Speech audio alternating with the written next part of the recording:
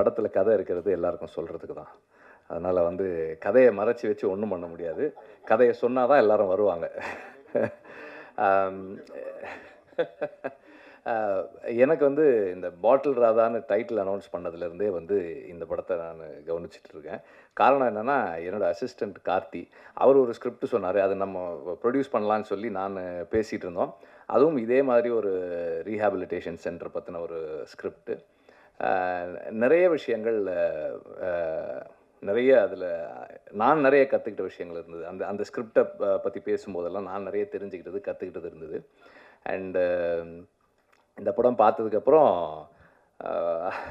அமீர் சொன்ன மாதிரி தான், அந்த படம் பண்ண முடியாது.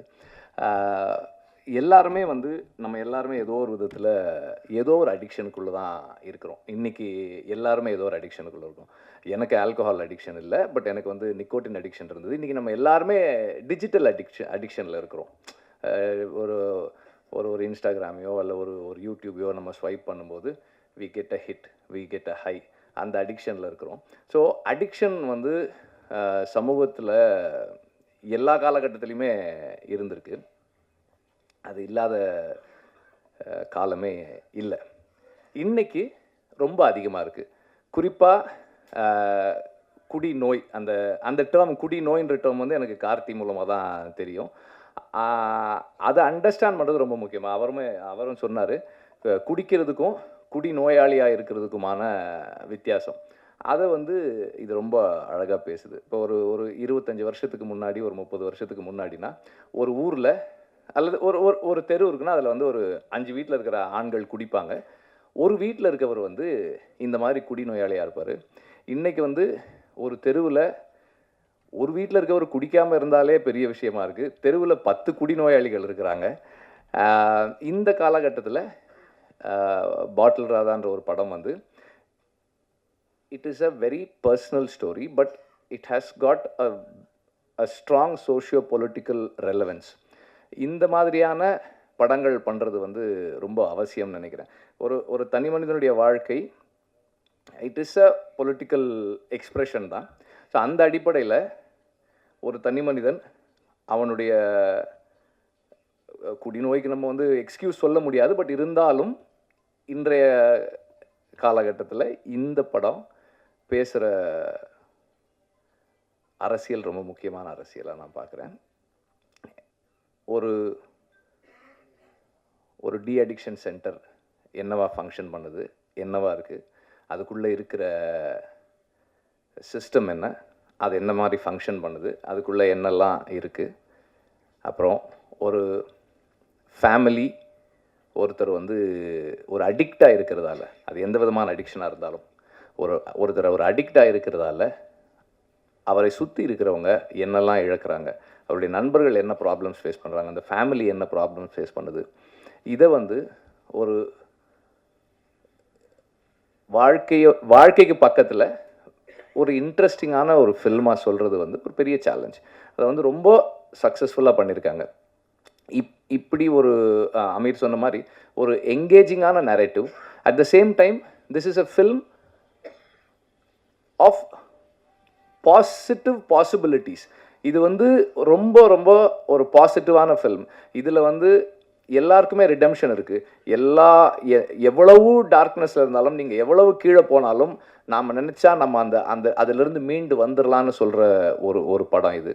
ரொம்ப முக்கியமான விஷயம். ஏன்னா எப்போவுமே நம்ம நிறைய சந்தர்ப்பங்களில் பார்க்குறோம், ஒரு நம்பிக்கை இந்த மாதிரி குடிநோயாளிகளோ இல்லை எந்த அடிக்ஷனில் இருந்தாலும் அவங்களுக்கு வந்து அந்த நம்பிக்கை போகும். நம்மளால் முடியுமா, நம்மளால் முடியாது, நம்மலாம் எப்படி பண்ண போகிறோம். அப்போ அந்த ஆல்கஹாலிக் அனானிமஸில் அந்த ஓப்பன் ஷேரிங்னு ஒன்று சொல்லுவாங்க. அந்த ஓப்பன் ஷேரிங் தான் வந்து அவங்களுக்கு அந்த கான்ஃபிடென்ஸ் கொடுக்கும்னு சொல்லுவாங்க. ஸோ அந்த மாதிரி இந்த படமே வந்து ஒரு குடிநோயாளியினுடைய ஓப்பன் ஷேரிங் தான் நினைக்கிறேன். So it is going to create a big impact in the society. At the same time இந்த படத்தினுடைய அந்த டெக்னிக்கல் ஆஸ்பெக்ட்ஸ் அப்புறமா இன்னொரு டைம் சொல்லலாம்னு நினைக்கிறேன். ஆனால் இந்த படத்தோட காஸ்டிங் பற்றி சொல்லி ஆகணும்.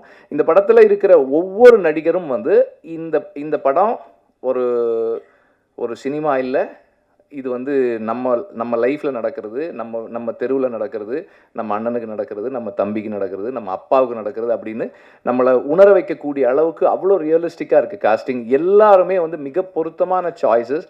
அங்கே அந்த அந்த ரீஹாபிலிட்டேஷன் சென்டரில் இருக்கிறவங்களா இருக்கட்டும், அந்த தெருவில் இருக்கிறவங்களா இருக்கட்டும், ஒவ்வொரு நடிகருமே வந்து அவ்வளோ பொருத்தமாக இருக்காங்க. அண்ட் எல்லாருமே அவ்வளோ கன்வின்சிங்காக அந்த ரோல்ஸ் பண்ணியிருக்காங்க. ஸ்பெசிஃபிக்காக சொல்லலை இவங்க அவங்கன்னு, பட் எல்லாருமே அவ்வளோ சிறப்பாக பண்ணியிருக்காங்க.